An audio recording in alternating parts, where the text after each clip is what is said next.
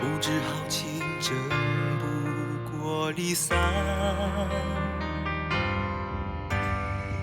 卸下铠甲锦衣穿，黄黄灯影人独叹。壮志终究吞不下这孤单，愿用一生的肝胆，撑一把纸伞，为你挡风雨和忧烦。在红尘湖畔，当蓦然回首，已错身千帆。我们把酒万丈黄沙的悲欢，却辜负了应有的圆满。千里一世相守，无力去归还，只能留给来世再了断。我们把酒万丈黄沙的悲欢，却在爱恨中步履蹒跚。任由把火迁就时刻的不凡，却只顾多情观。你让我才无憾。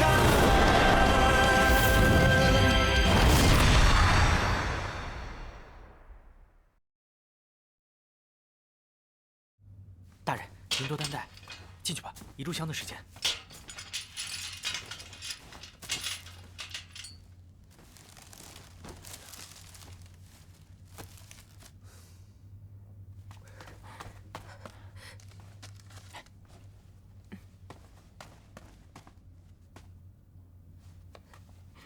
夏雪，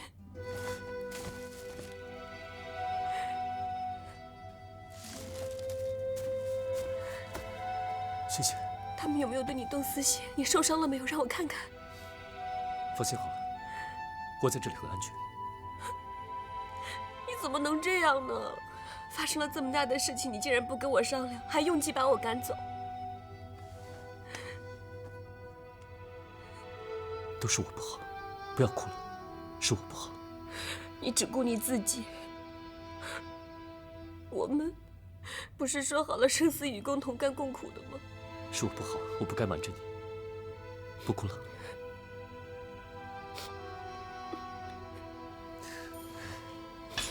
你知道吗？刚才我跟这边的狱卒一起玩骰子呢，我赢了很多酒肉，在这里边过得特别好。你都不知道现在外面乱成什么样了。还有，你都不知道西门庆和彭姐姐他们都快被你急死了。季大哥，他也为了你的事情，一直暗中帮忙，多次向皇上冒死谏言。这么看来，你倒是在这狱中过得悠闲自在。你去找了纪刚？他带着我进宫去找郡主，郡主还去找皇后娘娘求情。这段时间还是多跟西门兄和彭姑娘待在一起，知道吗？要不，我想想办法，让西门庆和彭姐姐带着你从这儿逃出去，你看怎么样？不行，我要是就这么逃出去，那么双鱼岛走私和通倭的罪名就会坐实，就没有人替他们洗脱冤屈，那徐大哥他们就死定了。夏雪，你就不能按照我说的去做吗？都这个时候了，不要说救人，你都自身难保。我在皇后的寝宫里，亲眼看到皇上盛怒，我不愿意，也不敢拿你的性命来做赌注，你知道吗？谢谢，我真的不能做这么自私的事情。如果我这么做的话，我一定会后悔一辈子。你要相信我，我定会绝处逢生，化险为夷。我怎么就摊上一个像你这么不省心的夫君呢？让我帮帮你。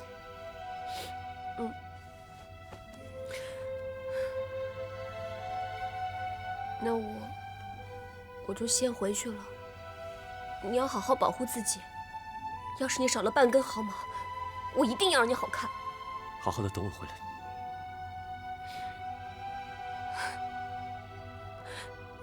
我走了。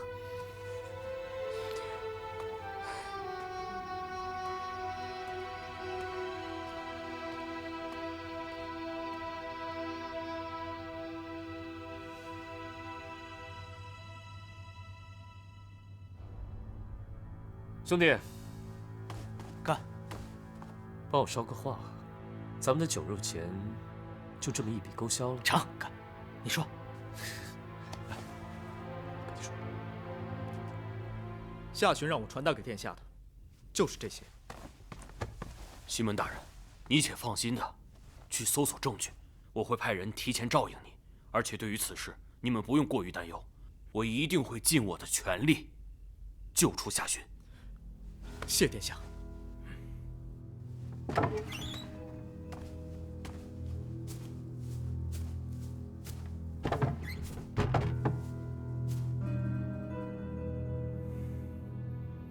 怎么样？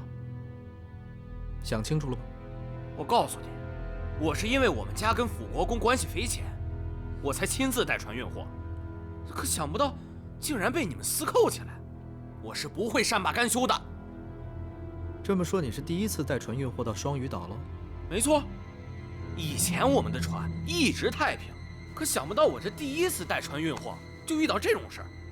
不是你们这到底什么意思呀？那辅国公大人你不曾见过？没见过呀。但是呢，辅国公曾屡次派人与我吕家攀亲，这我爹亲口说的，我岂能不知？胡言乱语，仅凭你片面之词就能断定你和辅国公相交？我没有骗你。你没有任何证据和信物证明你和辅国公的关系。我爹亲口跟我说的。或许你爹说的没错，辅国公曾主动与你吕家攀交，不过不是为了运货，而是为寻人之托。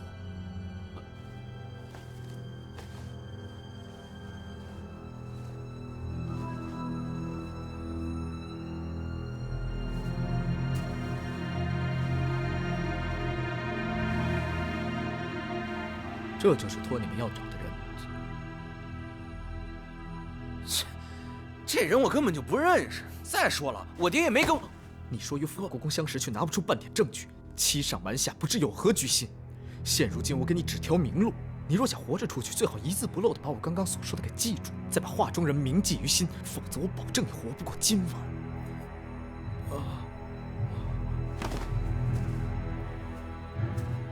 你放心，我不会害你。你这样说对你有百利而无一害。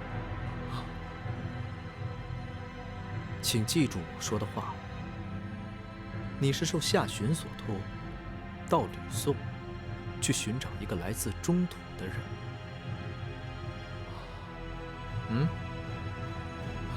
记住了，记住了。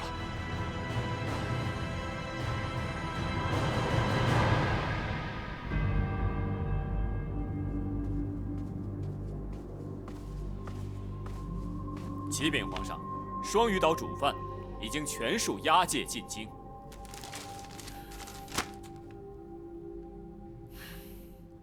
传朕口谕：辅国公一案，命五军都督府、刑部尚书、督察院院士3堂会审，定要给朕一个交代。臣遵旨。你们怎么还没找到啊？再去找找，一定要找到证明夏巡他无罪的证据啊！走。是。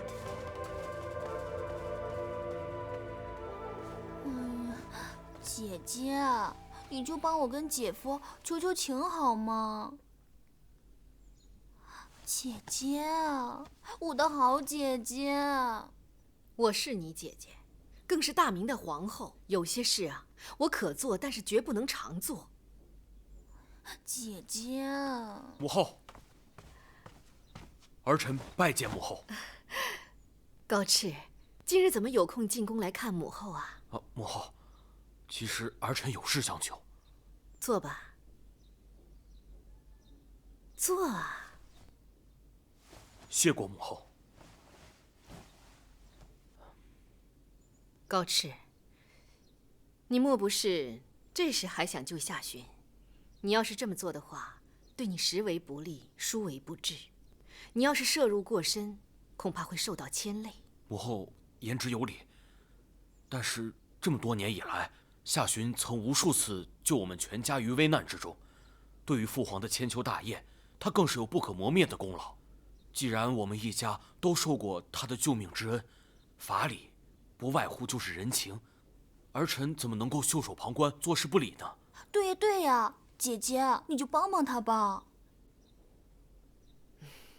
你这孩子，仁厚是好事，不过后宫不得干政，我不便对你父皇开口。你父皇虽不会责怪我，可是此例要是一破，贻害无穷。母后啊，其实儿臣是觉得此事内里必有隐情，母后不宜干涉朝政，儿臣也明白。但是父皇这么多年以来都是由母后陪伴左右，对于父皇的秉性，你也自然比旁人更为知晓。儿臣只是希望您能够在合适的时机提上一嘴，就已足够。夏洵与我家有恩，本宫又怎会不记得？只不过私恩再重，也不能没有功法呀。也罢，你若是暗中相助的话，我全当不知情。我会找个适当的时机劝劝你父皇的。谢谢姐姐。谢过母后。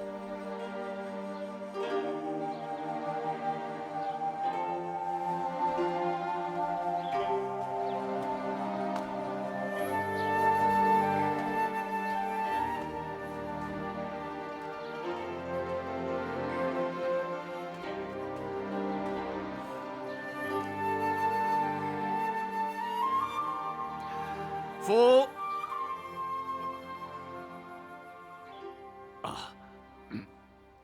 夏洵，本官奉圣谕审理你。慢着！大殿下有何吩咐啊？夏大人，现在定罪了吗？大殿下，您说笑了。下官这不是正在审吗？此案还未审明，夏洵自然就未定罪。这么说，他还只是疑犯，是不是？是，只是疑犯，尚未定案。好，既然如此，各位大人，夏洵现在依然是一等公爵，朝廷重臣，是不是应该赐个座呢？是。来呀，看座。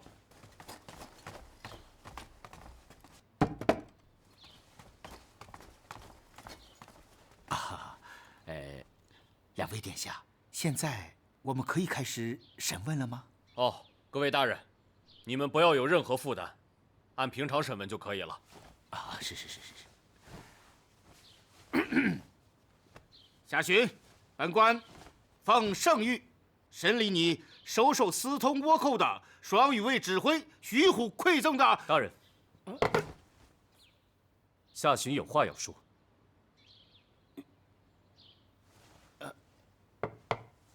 你想要说什么？方才大人所说的话有2个严重的错误。这其一，通倭案尚未审结，徐虎等人还没有确定是否有罪，此时你就以私通倭寇之罪来审问，岂不是有失了公正？其二，你口口声声说我收受贿赂，这送礼收礼乃是人之常情，单凭这点来定罪，未免过于牵强。不过是口误，倒是看出了辅国公巧舌如簧啊。综上所论，我有罪无罪，还要主审大人审过了才知道。人见到太仓卫指挥纪文赫的贴身侍卫，太仓卫奉洛邑都指挥所命接管双屿岛。现在，你把当时的相关情形说一下。两位殿下，各位大人，小人在双屿岛负责搜查双屿卫指挥徐虎的住处。从头说起，来龙去脉要明明白白。那天我们纪大人接到骆大人捎来的军令，命我们说清楚点，把时间和地点都说得清清楚楚。那天是12月27，一大早，我们纪大人便接到骆大人送来的紧急军令，说双屿卫勾结倭寇，袭击了关海卫，令纪大人立即出兵攻占双屿岛，断敌后路。于是我们马上出发，花了1天1夜的时间，于28日凌晨到达双屿，攻占双屿岛。岛上的兵马多少？他们可曾反抗？岛上兵马不多，不过双鱼本是海盗窝子，男女老幼皆可为军。虽然兵马不多，但参战的人可不少。人见呐，所有的事情，你只是需要照实说出来。是，殿下。因为我们清晨突然登岛，岛上守军并未察觉，被我们先行攻了进去。岛上的人见我朝廷水师军威严整，心生恐惧，未做太多的反抗，我们便顺利占领了双鱼岛。然后骆大人就命我等搜查徐虎的住处。小人在他住处搜到了一个东西，恰好小人认得些字，所以说谎。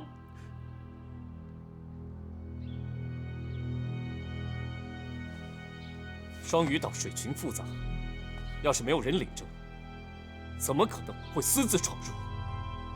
更何况是一支庞大的舰队呢？当时正值黎明，守岛官兵大多已困倦睡去。你说徐虎去劫关海卫，他既然有意反了朝廷，临行之前岂能不做安排？任由你们反复试探，闯进岛去？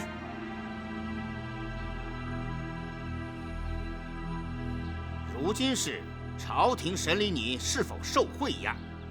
徐虎几时袭击关海卫，太仓卫几时攻占双鱼岛，自有朝廷司法官员来审理。你如今还是一个嫌犯，就算不是嫌犯，你辅国公也无权越俎代庖。请你就是否受贿一案进行辩驳。我就是在为自己辩驳。如今证人证词都不可信，大人就想定我的罪？哼，这简直是笑话！依我看，这证人正是受人指使，栽赃于我。哼，既然证人不能指认你，那么证据呢？来人，呈上证物。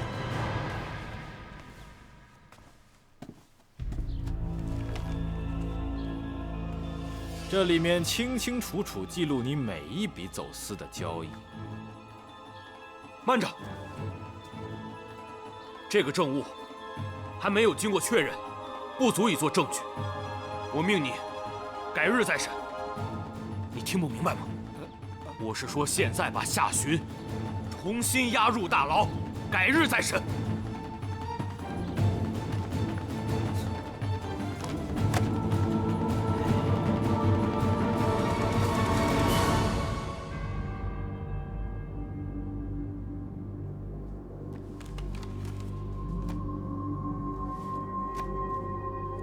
庭审结果如何呀？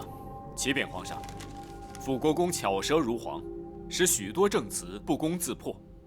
但是太仓卫呈上了一本账簿，上面记载了大量走私勾结的交易。如此看来，辅国公的罪行罄竹难书。罄竹难书？臣失言了。朕对夏寻不薄，他竟能如此不忠不义。皇上息怒，这账簿不过是一家之言，万一这账簿所言不实，或许辅国公是清白的。万一？或许？是不是连你也不相信夏寻是无辜的？臣与辅国公是患难之交，当然希望辅国公是无罪啊。做人有情有义，没有错，但要看你对什么人。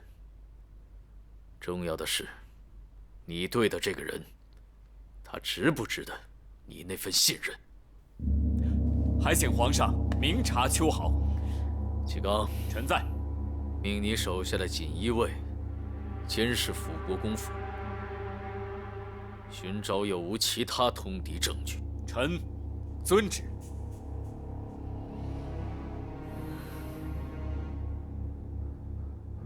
皇上，春秋正盛，也该为天下黎民苍生保重龙体才是啊！这样大动肝火，多伤身体呀！事关国家根基，朕不能不震怒。皇上一向信任夏寻，这次怎么？你不知道，倭寇一案非同小可。虽然朕信得过夏勋，但对双屿岛的人，朕始终是不放心。这些人都是海盗出身，海盗能讲什么道义啊？根本不受礼法约束的蛮人，什么事儿都能做得出来。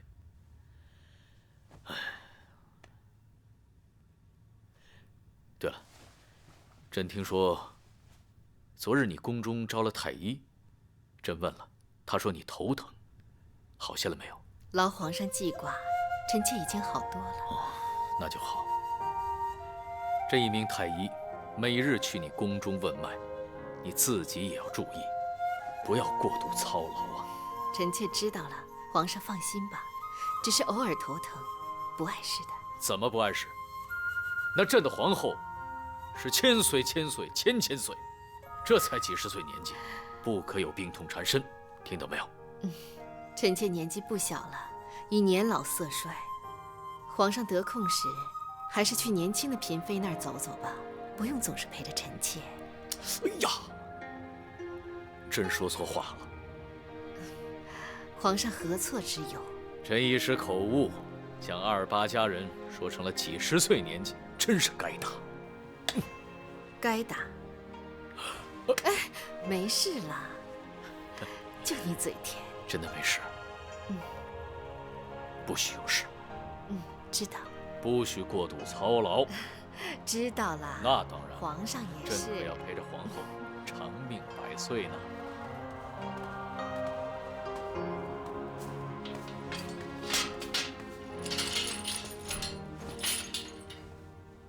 大人，您受委屈了。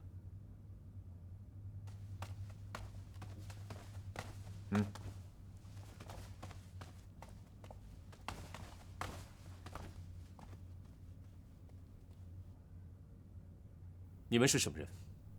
狱卒换班，我们负责看守辅国公大人。胆大包天！你们究竟是谁派来的？小人已经说过，我们负责看守辅国公大人。大人最好不要轻举妄动，否则我们会依照律例进行惩罚。大人就不要怪小人不客气了。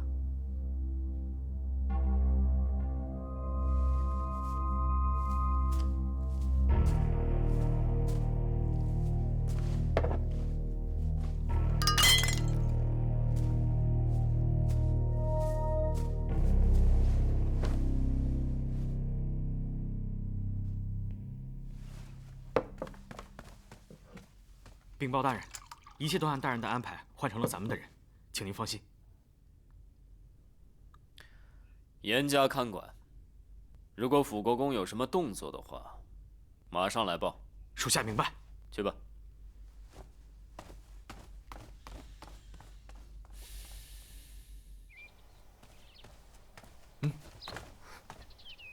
你们让我出去，这里可是辅国公府，我可是堂堂辅国公夫人，你们凭什么拦我？我等奉旨守卫辅国公府安全，如果你再蛮不讲理，休怪我等手下无情。哼，守卫辅国公府，不过是一群走狗罢了。你们有什么资格站在这里限制我的自由，不让我出府？不准出去！如果我今天死在辅国公府，那你们就犯下了玩忽职守之罪。住手！大人，你别激动，来，先把刀放下。谢谢，他们也是奉了皇上之命来看守辅国公府的，你也别怪他们了。可是现在夏巡的处境越来越危险，我们不能待在这里什么也不做，坐视不管啊！我知道，我都知道。可是要救人的话，也不能冲动啊，咱们得从长计议。来，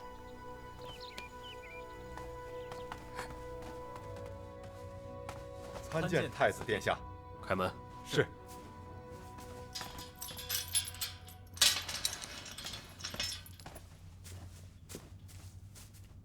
怎么样？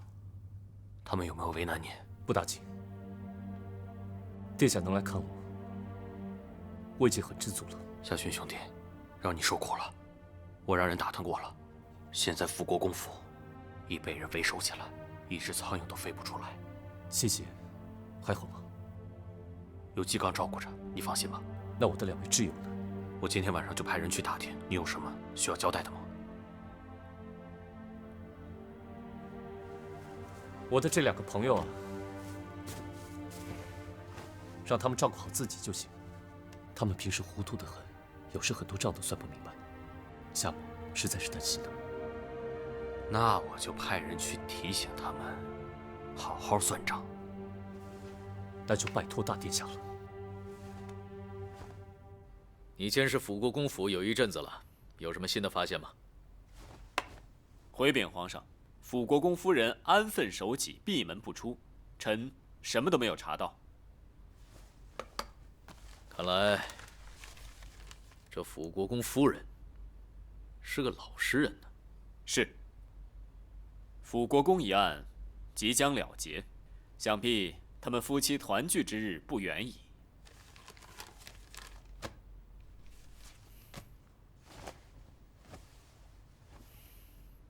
即将了结，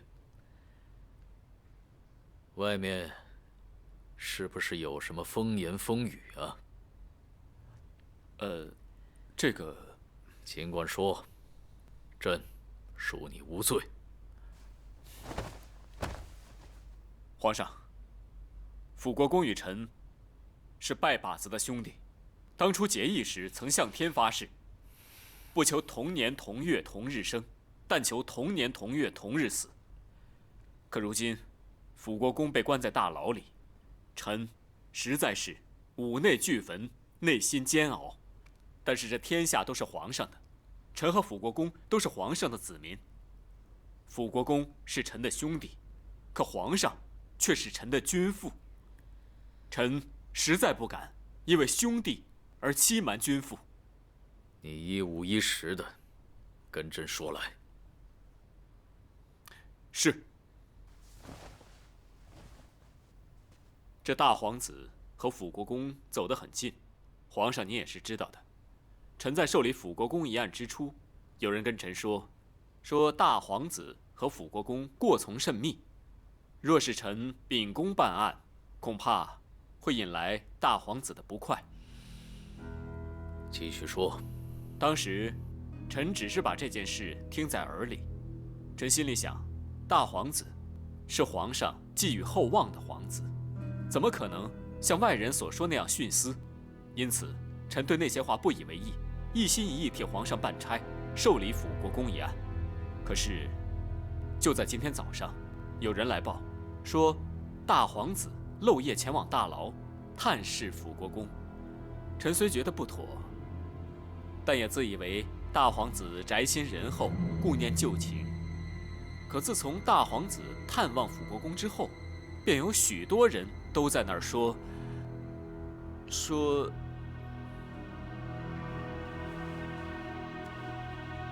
什么？说大皇子和辅国公关系密切，非比寻常。只要有大皇子保驾护航，辅国公一定不会有罪，很快便可安然无恙。关系密切，非比寻常。皇上息怒，保重龙体。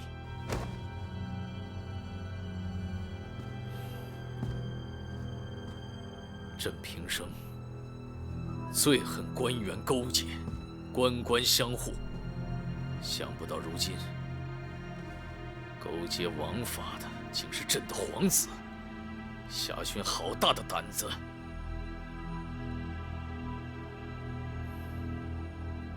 你做得很好，起来吧。谢皇上。朕当初把锦衣卫指挥使一职交付于你，就是看中了你的细心和忠心。自古以来，君君臣臣，父父子子，你若把朕看作是你头顶的天，朕必定与你一生荣华富贵。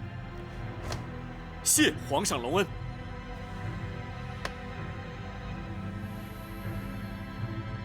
辅国公一案，仍旧由你去查。辅国公是朝廷重臣，绝不可让他含冤。但你既清楚，在朕眼里，任何人贪赃枉法、徇私舞弊，朕绝不放过。臣领命。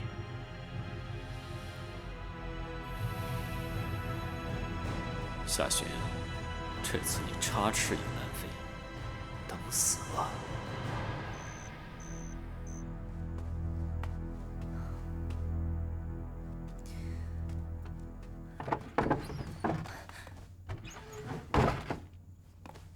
怎么样了？皇子派人来通报，夏老弟在狱中情况不妙，我们一定要想办法帮他洗脱罪名。谢谢的情况也不太乐观，如果夏大哥再这么关下去，只怕谢谢一时冲动，再做出什么傻事。还有什么情况吗？夏老弟提醒我们，要把账算清楚。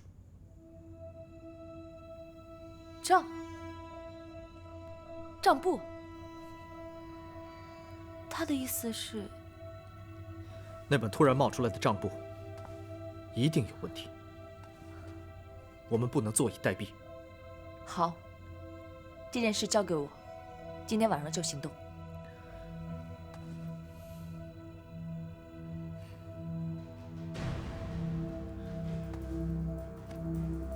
你自己千万小心。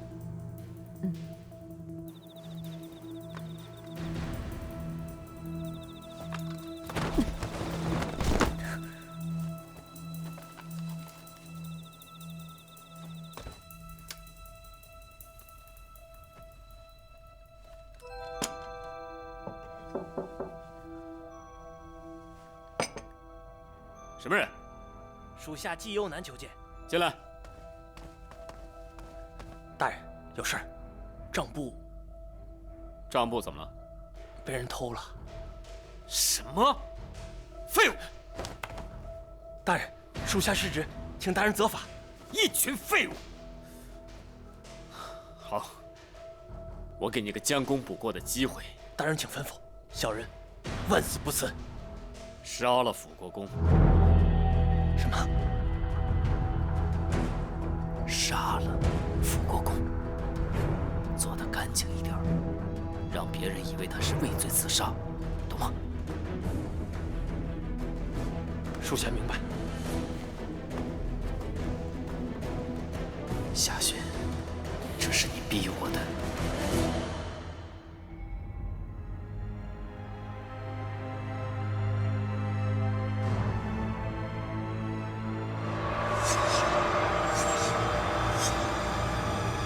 皇上驾到！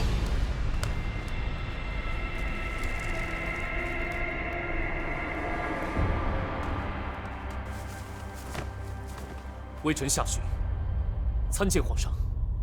开门。是。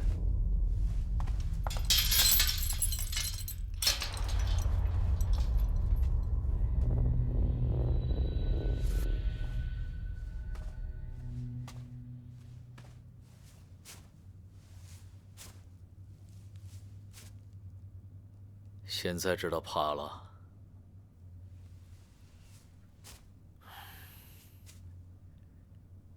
既知今日之非，何必当初之过？记得当初在金銮殿上，朕跟你推心置腹，殷殷叮嘱你们这些靖难功臣，不可居功自傲，不可骄纵枉法。你都听见了没有？朕希望能与你君臣相和，朕希望你能荣华富贵，能与国同修。可你都干了些什么？你还记得朕说过，一旦朕做了这江山，朕便不只是你们这些功臣的君主，朕是天下的君主。普天之下都是君主的子民，不能有所偏倚，功臣犯法，一样要予以严惩。今日你贪赃枉法，朕来到这里，就是要亲口问你的罪。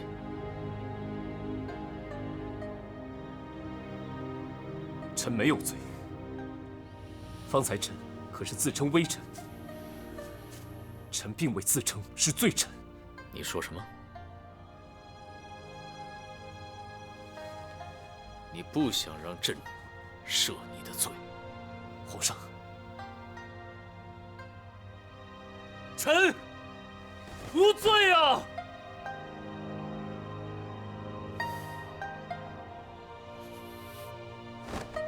那吕宋商人自言受你庇护，贩运私货，你作何解释？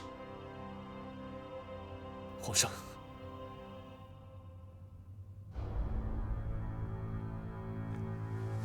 穆恩，你们先下去。是。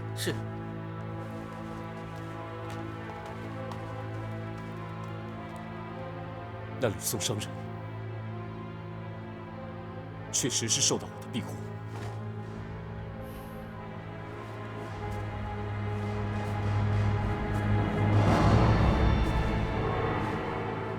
起来，坐下，说给朕听。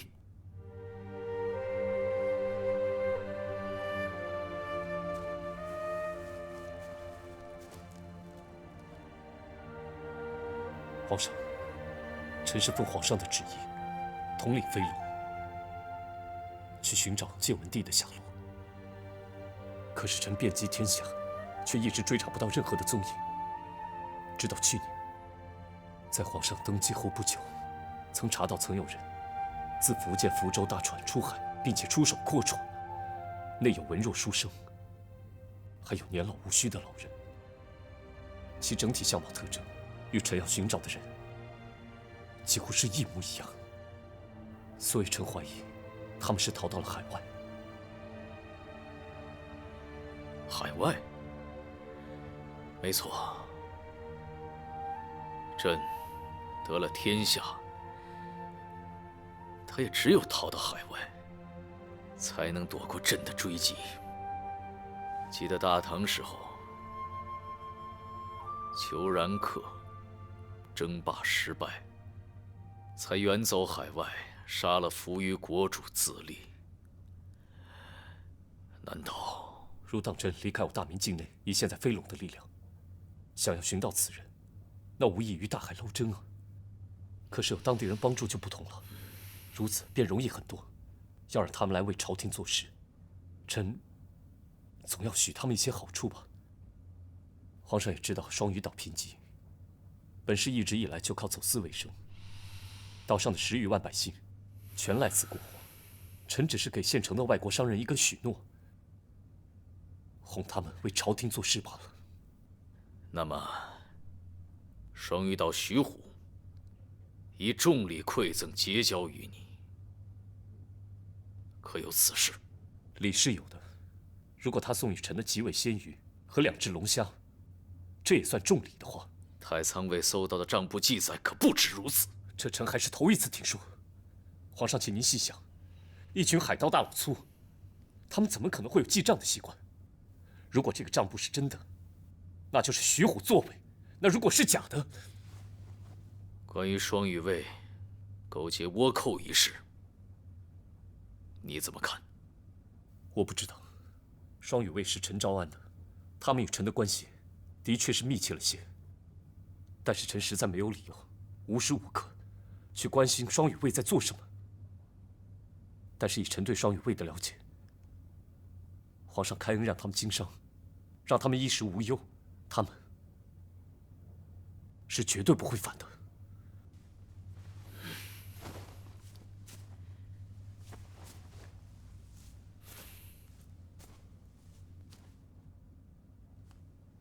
你进来，有个名目；想要出去，也需要个名目。臣明白。微臣会要求再次会审，以正清白。朕给你这次机会。2天之后，三法司与五军都督府审理此案，朕会让高炽、高训代朕监审。若你所言不假，真相自然大白于天下。臣遵旨。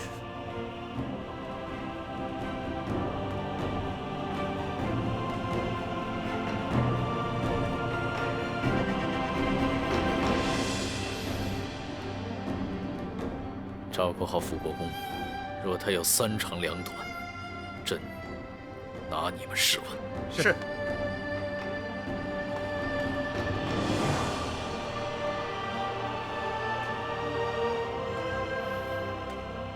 莫恩在。派人去查一查吕宋传商的消息，看夏勋说的是否属实。遵旨。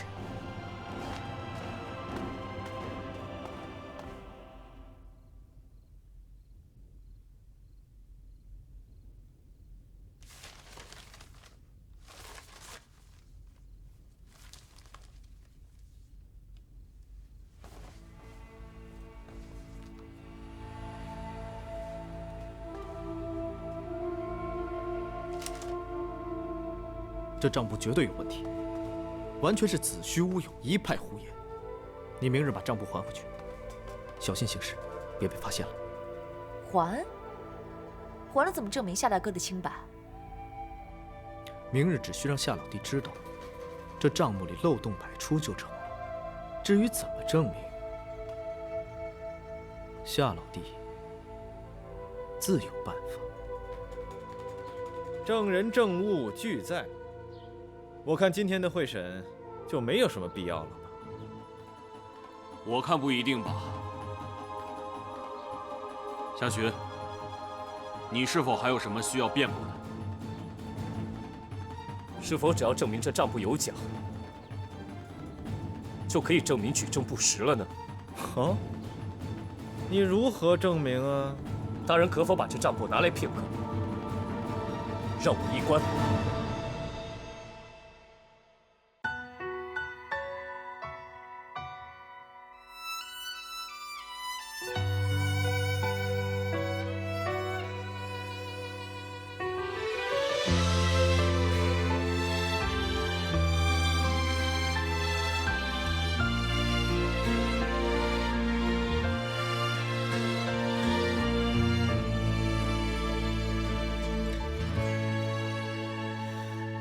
灯烛两夜，宫阙月挂霜，烛影摇红寥寥星光。一人阁楼上，独醉忆他乡。夜雨听风望远方。月下离舟上，3000夜未央。千场梦。曾朝朝暮暮，连天风沙降，着你的模样。此去后，天涯路两茫茫。爱恨醒了，散了，似流沙。你我聚了，忘了几十年华。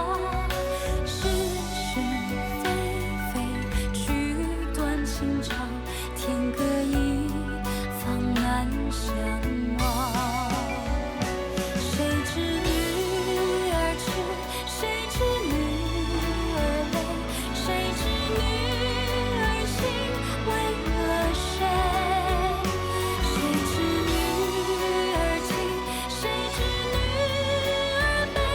红颜一梦，今世为谁醉？